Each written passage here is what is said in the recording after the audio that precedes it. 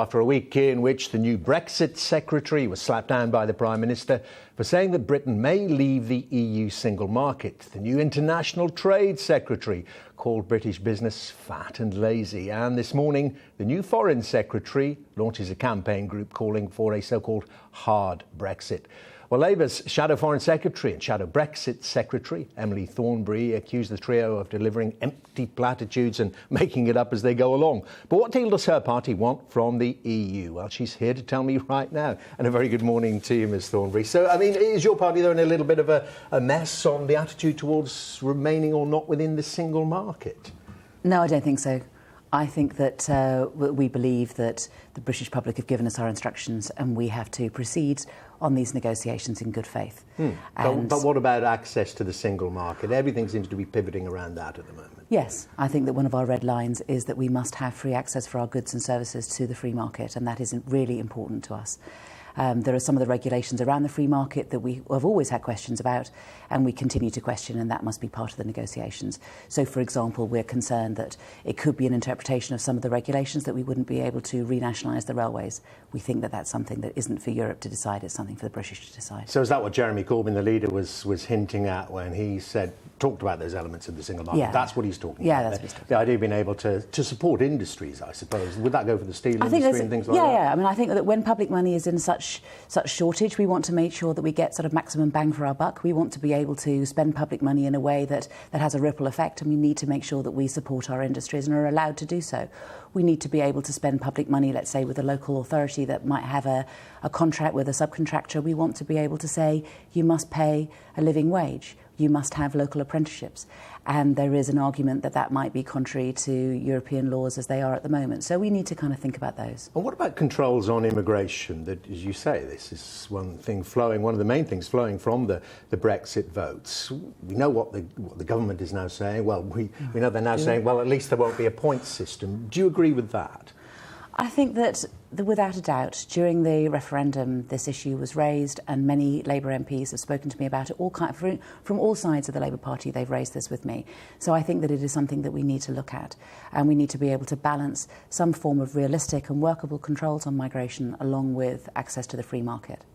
Well, there's talk today that the remaining members of the European Union, once Britain does leave, are looking at some kind of ESTA system. This is the system that applies to citizens from the UK and indeed from Europe going to the United States at the moment, where you fill in a form, you have to pay some money and you're pre-authorised to go there. Is that something that you would see as acceptable as a quid pro quo? Listen, I think that it is too early at this stage. I think that would that system work in terms of our relationship with Ireland? How would that mean? What would that mean in terms of a border in Ireland between the north and the south? One thing that the Irish from the island of Ireland do want, they don't want to have a border. So we have to be very careful about whatever solution we come forward allows us to continue to have free movement across Ireland. Let's focus in on the man you're shadowing, Boris Johnson, the Foreign Secretary, and this announcement today that he's joining a newly formed so-called hard Brexit group, wants to cut a lot more of the ties than perhaps some people want. Well, OK, it seems to me that what Theresa May has done is she's set up these three guys. They're all failed leadership candidates. She's given them so-called responsibility for being involved in Brexit, and yet she still seems to be completely in charge. So they can go out and they can say what they like, and she'll slap them down. I think that we'll see a lot more of this. I think that we'll see quite a lot of posturing, with them playing to various factions within the Tory party, and Theresa May saying, yes, boys, stop fighting, I'm in charge. I mean, one of the first things that really doesn't help. I mean, can I just say, It really doesn't help. I mean, I was in Brussels last week talking to people in Brussels, and they were saying, Emily, do you have any idea what it is that the British want? And I was going, don't ask me. Well, that's what I wanted to ask you. I wanted to ask you what you're doing on the shadowing then, because one of the first things he did, and indeed Theresa May did, was go and see some of the key players in the European Union. What were you doing in Brussels? Who did you meet? So I met some of the commissioners, I met people from the European Parliament, and I sort of essentially sat down and started talking to them, the permanent representatives, and had a couple of sort of quite full day phase of just going through and sketching out, as I say, some of the things that are preoccupations of the Labour Party, the sort of things that we would want to see in terms of negotiation, reassuring them that I'm afraid that, that Britain has decided that we are going to leave. We do need to go into this in good faith, and we need to get the best possible deal that we can.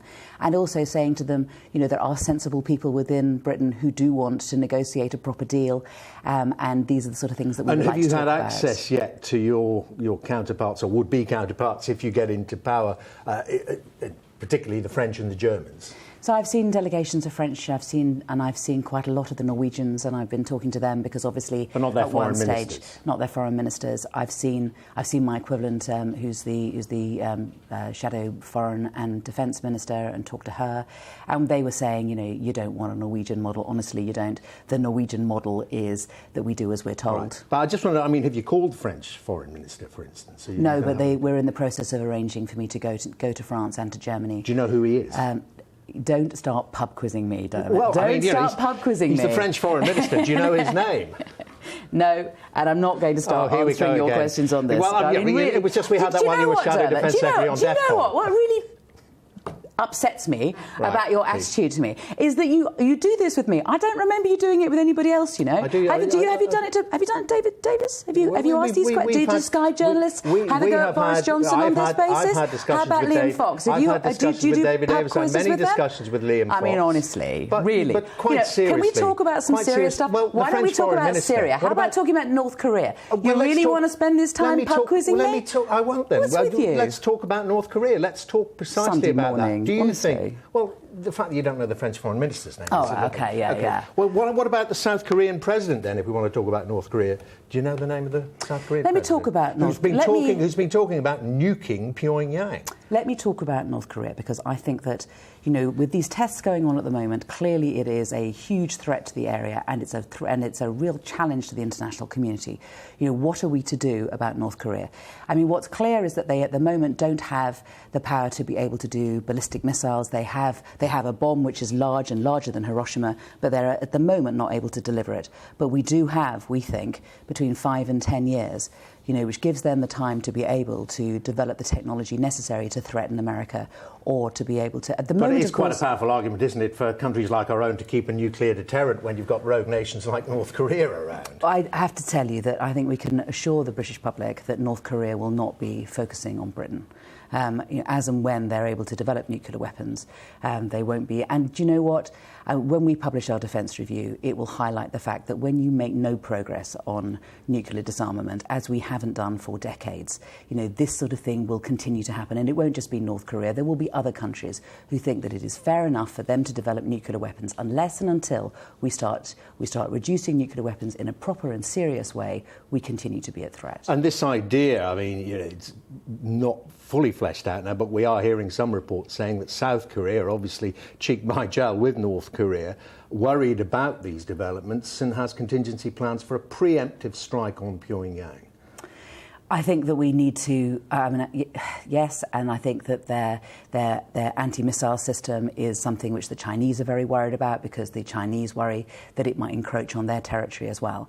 So I think that all these things need to be put into the mix. I think that we need to be careful. I think that it's right for the United Nations to be talking about further sanctions, but I think that we also have to be conscious of the fact that we might be playing into the hands of the North Korean government, who want the North Korean people to be thinking that the entire world is against them and that they must cleave closely to the government. Worth a call from Boris Johnson to the South Korean president, whose name I guess you don't know.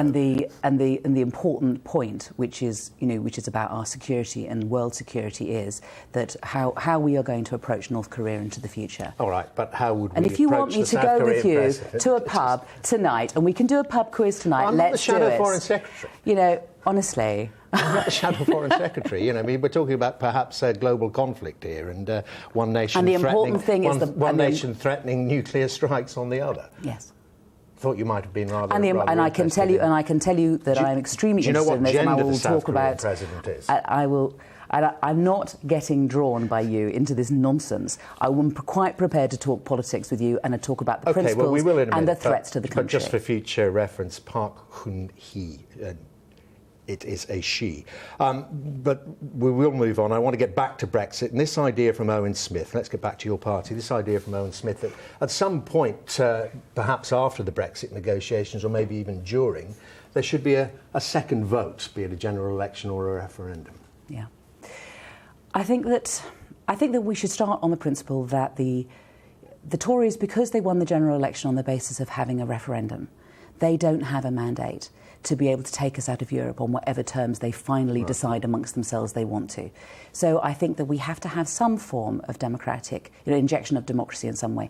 When we had the referendum going on, right, one of the things that was not clear when we were having the referendum and the debate was what our continuing relationship with Europe was going to be. We have to be clear about that, and that discussion was not one that we had. Certainly there were lots of contradictory promises made. I mean, Boris can come along and say he's going to campaign in order to deliver all these promises that they made during the referendum, but he clearly can't do that. I mean, hello, what about the £350 million they were going to spend on the NHS?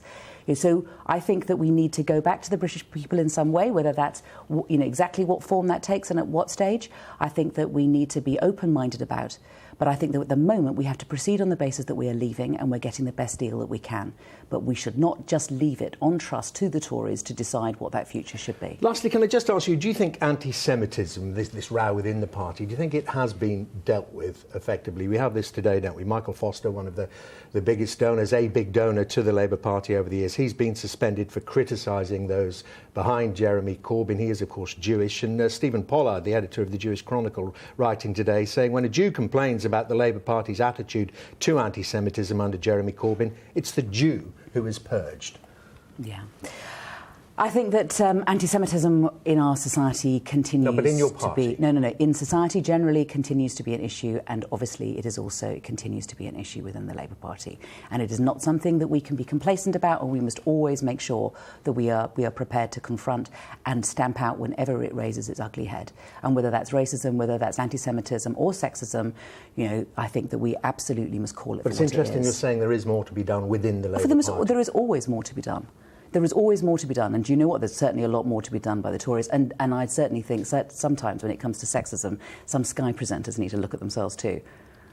I really do. It really upsets me that every time I come on here, you do another pub quiz with me, because you do not do it with anybody else, and I do think that it's patronising. Let me address it, Emily Thornberry. It's not, because you are the shadow foreign secretary. Yeah, right. And this was about the French foreign minister, Jean-Marc Ayrault, who Boris Johnson has met now. Let's take this offline, because I've got a lot to say to you, and I don't think a lot of it ought to be broadcast. Emily Thornberry, for the time being, thank you very much indeed, and more than keen to have that discussion on air if you like. Well, yeah. I mean, it's a question way back when I can't even remember when Mr. Johnson, Alan Johnson, was Shadow Chancellor. We had discussions about the rate of national insurance, which he didn't know, and he should have known, I would have suspected, as Shadow Chancellor. It's Alan Johnson. I'll just leave it there with you. Emily Thornberry, I'm sure thank you you ought very to get much the last indeed. word, of course.